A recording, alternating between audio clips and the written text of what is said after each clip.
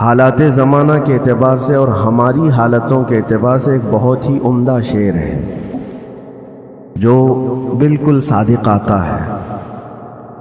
قوت فکر و عمل پہلے فنا ہوتی ہے، قوت فکر و عمل پہلے فنا ہوتی ہے جب کسی قوم کی شوکت پہ زوال آتا ہے۔ یوں ہی کوئی قوم نہیں مرتی، کسی قوم کے اوپر زوال آتا ہے تو سب سے پہلے اس قوم کے اندر سوچنے سمجھنے کی صلاحیت ختم ہو چکی ہوتی ہے، تب جا کر کے زوال آتا ہے۔ آج اس شعر کو میں پڑھتا ہوں تو محسوس ہوتا ہے کہ ہماری قوم پر یہ شعر صادق آتا ہے۔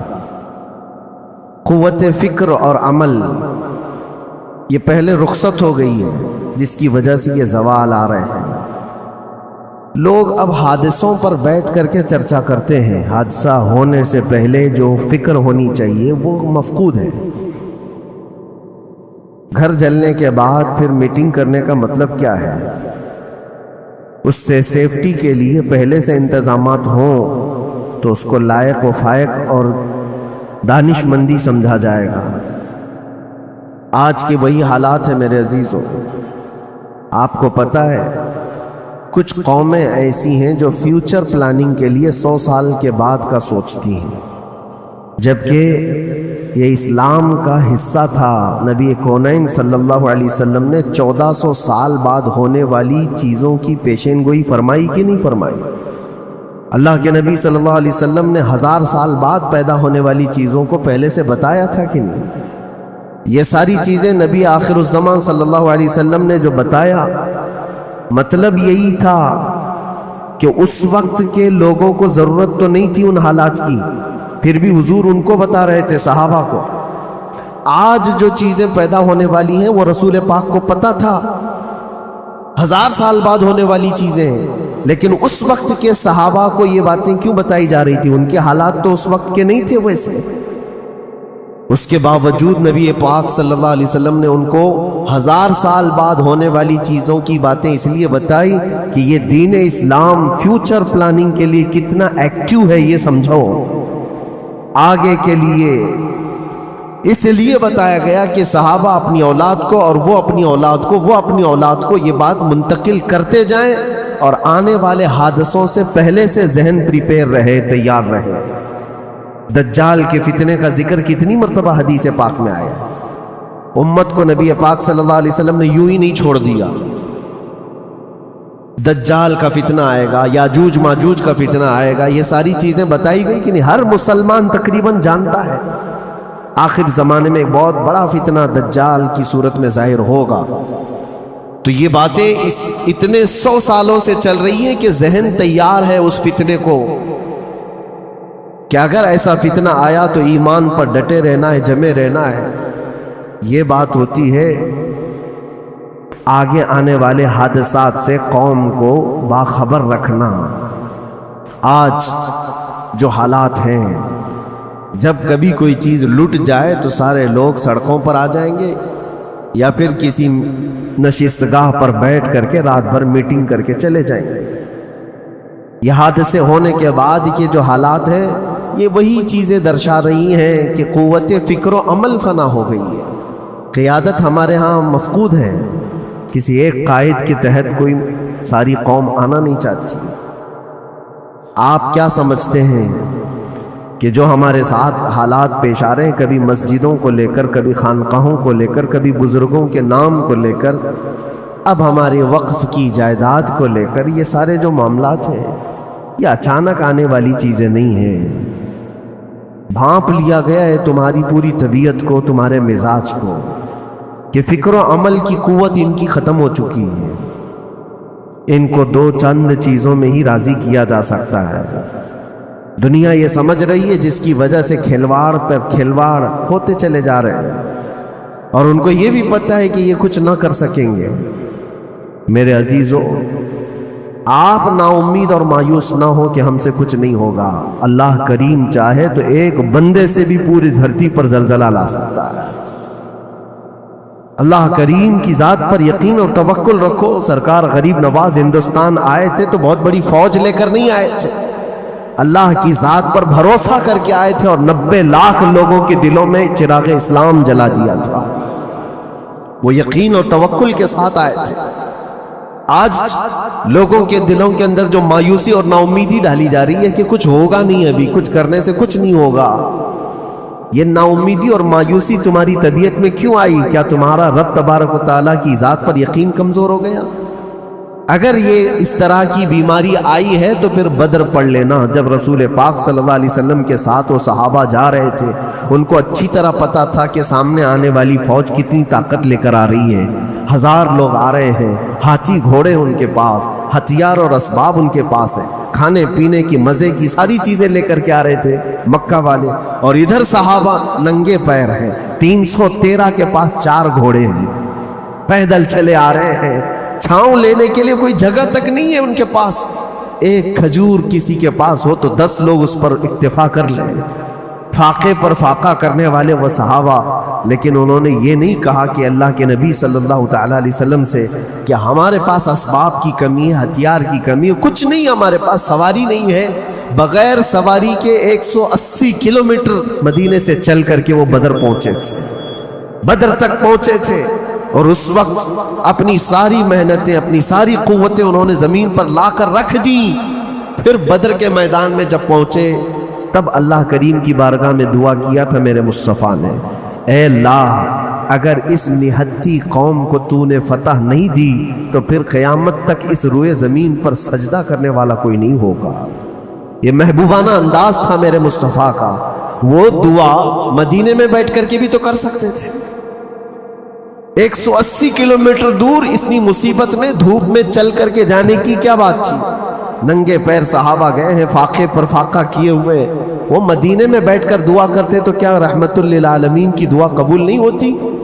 لیکن مصطفیٰ کریم صلی اللہ علیہ وسلم نے یہ مزاج دیا ہے، پہلے فکر و عمل میدان میں لاؤ پھر دعا کرو، اللہ کی مدد آتی ہے. یہاں ہم بیٹھ کر کے یہیں سے دعا کرتے ہیں، کچھ کرنا نہیں ہے، بدلنا نہیں ہے اور فکر و عمل کو لانا نہیں ہے، تو پھر صرف یہاں بیٹھ کر کے دعا کرنا. یہ تو میرے عزیزوں عورتوں کو اس سے ذمہ داری دی گئی ہے کہ تم میدان عمل میں آ نہیں سکتی، تم اپنے گھروں سے دعا کرو اپنے بھائیوں کے لیے. لیکن یہ کام تو اب سارے مردوں نے بھی لے لیا ہے. بہرحال قوت فکر و عمل پہلے فنا ہو جاتی ہے جب کسی قوم کی شوکت پہ زوال آتا ہے. آج یہ جو سارے معاملات ہم دیکھ رہے ہیں، اس کی ایک خاص وجہ میں آپ کو بتانا چاہتا ہوں. آج سے تقریباً 8-9 سال پہلے میرا ایک بیان بھی ریکارڈ موجود ہے، کافی دنوں تک وہ چلتا رہا. میری اپنی بات نہیں تھی. سراج الامہ امام غزالی رحمۃ اللہ تعالی علیہ انہوں نے لکھا تھا کہ امت پر اگر ایک ایسا وقت آ جائے جب ان کے سامنے ان کے نبی کو گالیاں دی جا رہی ہیں اور امت کچھ نہ کرے، تو پھر وہ انتظار کرے کہ عنقریب وہ وقت بھی ان کے اوپر آنے والا ہے جب ان کی ماؤں، بیٹیوں اور سب عزتوں کو بازار میں نیلام کیا جائے گا اور یہ کچھ نہیں کر سکیں گے. وہ دن آ جائیں گے. بیسک وجہ وہاں سے شروع ہوئی کہ لوگ اپنے عیش و عشرت میں کچھ کمی نہ کر سکے. بارگاہ مصطفیٰ صلی اللہ علیہ وسلم کی گستاخیاں کھلے عام ہوتی رہیں اور اس پر ہم لوگ جس طرح کے حالات دیکھتے رہے. بہت سارے لوگ تو مجھ کو یہ کہتے تھے، مجھ سے یہ کہتے تھے، کیا ضرورت ہے آپ کو بولنے کی، حالات دیکھ نہیں رہے آپ؟ ظالمو، تم کو اگر کوئی چھوٹی سی ماں کی گالی دے دے تو تم بپھر جاتے ہو اور اس کے اوپر آسمان توڑنے کی بات کرتے ہو. اور ہم اپنے نبی پاک صلی اللہ علیہ وسلم سے کروڑوں ماؤں سے زیادہ محبت کرتے ہیں. اس رسول پاک صلی اللہ تعالیٰ علیہ وسلم پر کوئی بھونکتا رہے اور اس کا جواب نہ دو، تم یہ کہتے ہو مصلحت ہے، حالات ایسے ہیں یہ. تو پھر اپنا یہ لباس بدل دینا چاہیے، اپنا نام بدل دینا چاہیے. پھر اس دائرہ اسلام میں رہ کر کے مطلب کیا ہے؟ اسی لیے اقبال نے 100 سال پہلے ایک مزاج دیا تھا، ایمان ہے کیا چیز، اسلام ہے کیا چیز. تم کیا سمجھتے ہو داڑھی ٹوپی اور جبے کبے کا نام اسلام ہے؟ اسلام کیا ہے؟ اقبال نے کہا تھا کہ بارگاہ مصطفیٰ صلی اللہ تعالی علیہ وسلم کے قدموں تک اپنے آپ کو پہنچا دو. یہی دین ہے, یہی دین ہے. گر بہو نہ رسیدی تمام ابو لہبیست, اور اگر تم وہاں تک نہیں پہنچ سکے تو زندگی ابو لہب کی طرح ہے. دین یہ ہے, آبرو ما زنام مصطفیٰ است. ہم سب کی عزت و آبرو حضور کے نام سے جڑی ہوئی ہے, ان کے نام سے جڑی ہوئی ہے ہماری عزت و آبرو. اور تم اس نام کی حفاظت نہیں کر سکو گے تو آگے یہ سب چیزیں آنے والی ہیں جو آ رہی ہیں. آج لوگ آج واویلا مچا رہے ہیں. یہ بات یاد رکھنا, شیطان کبھی فجر کی نماز کے لیے اٹھا نہیں سکتا, اور اگر اٹھا رہا ہے تو پھر اس کا کوئی مقصد ہے. شیطان اور نماز, آج سختہ ان کے پاس ہے, طاقت ان کے پاس ہے, حکومت ان کے پاس ہے, ڈپارٹمنٹ ان کے پاس ہے, سب کچھ, جوڈیشری, ہر چیز ان کے پاس ہو. وہ کیا کر رہے ہیں اس سے مجھے مطلب نہیں. میں آپ سے یہ پوچھنا چاہتا ہوں, مجھے رہزنوں سے غرض نہیں, تیری رہبری کا سوال ہے. تم خیر امت ہو, رسول پاک کی امت میں ہو. تمہاری بھومکا جس کو کہا جاتا ہے, تمہاری یہاں پر زندگی کے معاملات یہ بہت زیادہ اہمیت کے حامل ہیں. تم کیسے بن سکتے ہو آج؟ اسی لیے قرآن پاک کی آیت میں نے شروع میں تلاوت کی. رب ذوالجلال فرماتا ہے ان اللہ لا یغیر ما بقوم حتی یغیروا ما بانفسہم. بے شک اللہ تعالیٰ اس وقت تک کسی قوم کی حالت نہیں بدلتا جب تک وہ قوم خود اپنی حالت بدلنے کی کوشش نہیں کرتی. جب تک اپنی حالت بدلنا نہیں چاہتے اس وقت تک اللہ تبارک و تعالیٰ نہیں بدلے گا. وَإِذَا أَرَادَ اللَّهُ بِقَوْمٍ سُوءًا فَلَا مَرَدَّ لَهُ. اور اللہ تعالیٰ کا یہ جلال بھرا ارشاد تو سنو. یہ 13ویں پارے کی سورہ رعد کی آیت ہے. اللہ کریم فرماتا ہے, اور جب اللہ کسی قوم کے ساتھ سختی کا معاملہ کرنا چاہے, پکڑ کرنا چاہے, تو پھر کوئی طاقت اس کو ٹال نہیں سکے گی. رب تبارک و تعالیٰ جب کسی قوم پر عذاب لانا چاہے تو کوئی اس کو ٹال نہیں سکے. تو بدلو. اسی لیے اکثر یہ کہا جاتا, میں تو اپنی تقریروں میں جو چند مجھے چیزیں یاد رہتی ہیں وہ عرض کیے دیتا ہوں. باقی مجھے شعر و شاعری زیادہ یاد نہیں رہتی, لیکن جو دل پہ لگتی ہیں باتیں وہ ذہن میں محفوظ ہو جاتی ہیں. کسی شاعر نے کہا تھا, جگہ جگہ کے تھک چکے ہیں تمہیں یہ ہنگامے, نشاط لذت خواب گراں بدل ڈالو. کیا مطلب ہے؟ روز ایک ایک ہنگامہ ہوتا ہے, تم کو جگا رہا ہے. اٹھ جا اے مسلمان, اٹھ جا. نشاط لذت خواب گراں بدل ڈالو. لمبی نیند سونے کی جو عادت پڑی ہوئی ہے اس مزے کو بدل ڈالو. غلط روی سے منازل کا بعد بڑھتا ہے, مسافروں رویش کارواں بدل ڈالو. شاعر نے کہا ہے ادھر ادھر کی لے میں چلتے رہو گے تو منزل لمبی ہو جائے گی. جس راستے پر تمہیں چلنا ہے اگر بار بار ادھر ادھر مڑتے رہو گے, غلط روی اس کو کہتے ہیں, غلط چلنے سے منازل کا بعد بڑھتا ہے, منزل لمبی ہو جاتی ہے, جہاں پہنچنا تھا وہ پہنچ ہی نہیں پاؤ گے. اسی لیے شاعر کہتا ہے مسافروں رویش کارواں بدل ڈالو. قافلے کے چلنے کا جو طریقہ ہے اس کو بدل لو تم. یہ پوری کی پوری بات ہم پر فٹ ہوتی ہے. جہاں کسی کے گھر میں آگ لگی وہ دھواں اٹھ رہا ہو, اور اگر کوئی نوجوان اندر بیٹھ کر کے یہ کہتا ہو کہ یہ ساون کا موسم ہے یا پھر یہ ابر رحمت ہے, تو اس کی سوچ پر ہم کیا کہیں. جہاں آج پوری قوم قسم پرسی کے عالم میں ہو, امت محمدیہ کے یہ حالات آج دیکھ رہے, روزانہ دیکھ رہے. تم شیئر تو کرتے ہو, ہر جگہ شیئر کرتے ہو, اور سارے ریلز پر تم جو دیکھتے ہو ہنگامے روز, صرف ہندوستان کے نہیں پوری دنیا بھر کے فلسطین کے مظلوم بچوں کی لاشیں دیکھتے ہو اور شیئر کر کے آگے بڑھ جاتے ہو. ان کی چیخیں, ان کے داغ کے ملبے, ان کا ڈھیر, ان کے تباہ و برباد گھر, ایک ایک قبر میں 80 لوگوں کی لاشیں, یہ سب کیا تم نہیں دیکھتے؟ شیئر کر کے آگے بڑھ جاتے ہو. یہی تو ہنگامے ہیں جو تمہیں دھگا رہے ہیں. جگہ جگہ کے تھک چکے ہیں تمہیں یہ ہنگامے خود ہی تھک گئے. یہ اٹھتا نہیں ہے. ایک دور وہ تھا 100 سال پہلے کا جب یہاں پر موجود انگریز اس قوم کو دیکھ کر یہ کہنے پر مجبور ہو گیا تھا، یہ فاقہ کش موت سے ڈرتا نہیں، ذرا بھوکیوں پر بھوکا رہتا ہے لیکن موت سے ڈرتا نہیں، روح محمدی اس کے بدن سے نکال دو۔ روح محمدی ان کے بدن میں تھی، انگریز تھر تھراتے تھے، اس قوم کا کوئی جواب ہی نہیں ہے۔ سب سے زیادہ اگر کسی چیز سے ڈرایا جا سکتا ہے تو موت سے، اور یہ قوم ایسی ہے کفن تو اپنے کندھے پر لے کر گھومتی ہے، جہاں موت آ جائے سو جائے۔ یہ فاقہ کش موت سے ڈرتا نہیں ذرا، روح محمدی اس کے بدن سے نکال دو۔ یہ کس کی بات تھی؟ انگریزوں کی بات تھی۔ اور آج حالات بدل گئے، سارا کا سارا زمانہ تم پر آج بھوکے بھیڑیا کی طرح جھپٹ پڑا ہوا ہے۔ اور ان حالات میں آپ سے سوال کرتا ہوں، ایک طرف تیز آندھیاں چل رہی ہیں، ایک طرف گھر کے اندر آگ لگی ہوئی، ایک طرف بھوک اور پیاس کی شدت ستا رہی ہو، ایک طرف تمہارے بھائی بہنوں کی بیماریاں ستا رہی ہوں۔ جب اتنے سارے معاملات ہو تو اے نوجوانوں بتاؤ تم کیا کرو گے اس وقت؟ رات بھر بیٹھ کر گیم کھیلو گے؟ کیا یہ گیم کھیلنے کا وقت ہے؟ اس نوجوان پر کیا یہ افسوس نہیں ہوتا کہ اس کے پوری امت کے حالات ایسے ہیں کہ بچوں کی چیخیں نکل رہی ہیں اور اس کو پب جی سے فرصت نہیں ہے، ریل بنانے سے فرصت نہیں ہے، یہ مجرے کرتا ہوا گھوم رہا ہے۔ مسجدیں ویران کیوں ہیں؟ خالی کیوں ہیں؟ تم نے مسجدوں کو ویران رکھا تو مسجدیں تباہ ہونے شروع ہو گئیں، دوسروں کی نظر ہونے لگ گئیں اور اس پر لوگوں کی غلط نظریں پڑنے لگ گئیں۔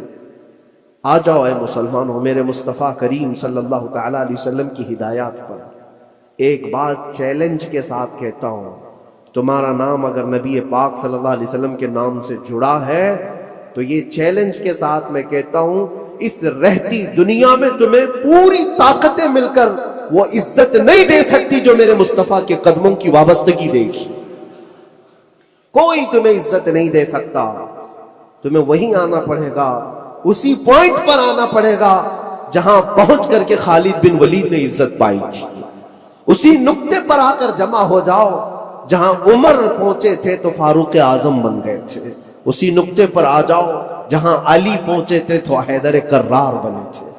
ہر ایک کو عزت اسی بارگاہ سے ملی ہے، اور جو کچھ بھی معاملات ہو رہے ہیں اس کی ایک وجہ یہی ہے، ناموس رسالت پر تم نے ہلکے پن کا اظہار کیا تو پھر ہمارے سارے مسئلے داؤ پہ لگ جائیں گے، سارے مسئلے۔ یہ تو وقف ہے، ابھی دیکھو آگے کل تمہاری اذانیں نشانے پر ہیں، تمہاری جماعت کی نمازیں نشانے پر ہیں، تمہاری مسجدیں بھی نشانے پر ہیں کہ تم اپنے گھروں پر بھی جمعہ پڑھ سکتے ہو، چھتوں پر بھی نمازیں پڑھ سکتے ہو۔ یہ سب معاملات آئیں گے، برقع، حجاب، ٹوپی، داڑھی ویسے ہی چل چکے ہیں مسئلے، ہر چیز نشانے پر ہے۔ ارے تمہارے کھانے بھی نشانے پر ہیں، تم کیا کھاؤ گے کیا بچاؤ گے یہ بھی نشانے پر ہے۔ یہ سارے مسائل صرف اسی بنیاد پر ہے، قوت فکر و عمل پہلے فنا ہوتی ہے جب کسی قوم کی شوکت پہ زوال آتا ہے۔ اور یہ ایک بات یہ بھی میں بتا دوں، اقبال نے سچ کہا تھا، ان کے جو ہم غلام تھے خلق کے پیشوا رہے، ان سے پھرے جہاں پھرا پھر آئی کمی وقار۔ جو کچھ بھی ہوا ہے ہماری عزت و وقار میں کمی کا مسئلہ ان سے پھر جانے کی وجہ سے، نبی پاک سے تم دور ہوئے، یہ عزتوں اور وقاروں میں کمی ہے۔ عجیب سی بات نہیں ہے، یہ دوگلا پن نہیں ہے۔ میں ان نوجوانوں سے پوچھتا ہوں، نبی پاک صلی اللہ علیہ وسلم سے سچی محبت کا اظہار کرتے ہو، حضور سے اپنی جان سے زیادہ محبت کی بات کرتے ہو، لیکن جب ان کے اخلاق کی بات کی جائے تو تمہیں اخلاق ان کے پسند نہیں ہے، حضور پاک کا چہرہ نہیں پسند ہے، حضور پاک کے لباس تمہیں نہیں پسند ہے، تو پھر کون سی محبت کی بات کرتے ہو؟ اللہ کے رسول صلی اللہ تعالیٰ علیہ وسلم سے تم بے انتہا محبت کی بات کرتے ہو، پھر وہ محبت کا تقاضا یہ ہے کہ تمہاری ظاہری زندگی میں بھی تو نظر آئے کچھ۔ محبت کا تقاضا یہ ہے، تم شرما جاتے ہو، دنیا کیا کہے گی مجھے، دنیا کیا کہے گی، دقیانوسی کہے گی، فنڈامنٹل کہے گی، پرانے زمانے کا کہے گی، میں چہرے پر داڑھی رکھ لوں تو لوگ مجھے پتہ نہیں کیا کیا کوسیں گے۔ تم نے دنیا کے لیے اپنے آپ کو بدل لیا، یہ نہیں سوچا کہ یہ وہی دنیا ہے جو 4 دن کے بعد میری دوستی کو لات مارے گی اور 4 دن کے بعد مجھے قبر میں رکھ کر کے منو مٹی پر دبا دے گی۔ اور مجھے جانا تو ہے، پھر قبر میں منہ دکھانا ہے تو اسی مصطفیٰ کو دکھانا ہے۔ جہاں یہ نہیں پہنچ سکتے وہاں رسول پاک ہوں گے۔ محشر کے میدان میں جہاں کوئی سہارا نہیں ہوگا، اس وقت رسول پاک تمہارا ہاتھ پکڑ رہے ہوں گے اور تم نے ان کا خیال نہیں کیا۔ آ جاؤ اسی نقطے پر، اسی پوائنٹ پر جہاں ہماری کامیابی مضمر ہے۔ میں صرف اور صرف اپنے بیانوں میں یہی چیز عرض کرنا چاہتا ہوں، صرف اتنا چاہتا ہوں اے نوجوانوں، جس کے نام سے تم آباد ہو اس نام کے ساتھ صحیح معنوں میں جڑ جاؤ، کیونکہ قرآن کا وعدہ ہے وَلَا تَهِنُوا وَلَا تَحْزَنُوا وَأَنْتُمُ الْأَعْلَوْنَ إِن كُنتُم مُؤْمِنِينَ۔ گھبراؤ مت، پریشان مت ہو، تم سب سے زیادہ بلند رہو گے۔ اگر اللہ نے فرمایا ہے تو یہ 100% حق ہے۔ اللہ نے فرمایا ہے تم سب سے زیادہ بلند رہو گے، لیکن آگے رب فرماتا ہے ان کنتم مؤمنین، اگر تم سچے ایمان والے ہو جاؤ۔ اور ایمان کس کو کہتے ہیں؟ لا یؤمن احدکم حتی اکون احب الیہ من والدہ وولدہ والناس اجمعین۔ میرے آقا فرماتے ہیں ایمان اس وقت تک کمپلیٹ نہیں ہوگا جب تک تم اپنے ماں باپ اولاد اور ساری دنیا سے زیادہ مجھ سے محبت نہ کرو۔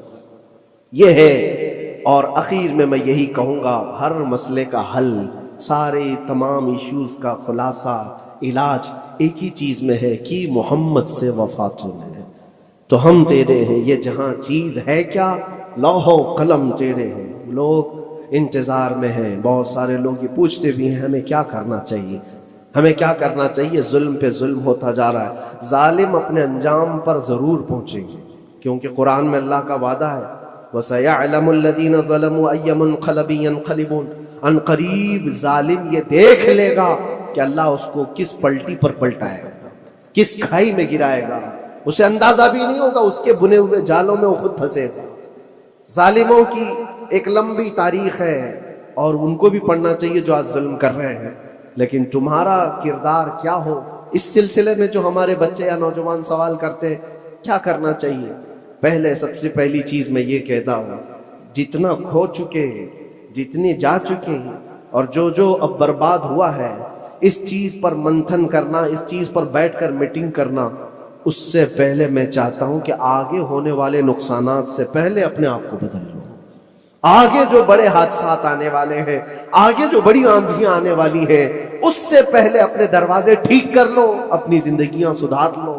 جو ہو گیا ابھی، یہ نقصان تو بہت بڑا نقصان ہے امت کا، جو کچھ بھی ہوا ہے، مسجدیں، معبدیں، خانقاہیں، مزارات، اولیاء کی ذات، بزرگوں کے نام، قرآن، اسلام، دین، یہ ساری چیزوں پر جو حملے ہوئے، لیکن آگے چل کر کے تمہارے وجود پر سوال ہوگا، تمہاری نسلوں پر سوال ہوگا، تمہارے علم دین پر سوال، تمہاری محراب پر، تمہارے ممبر پر۔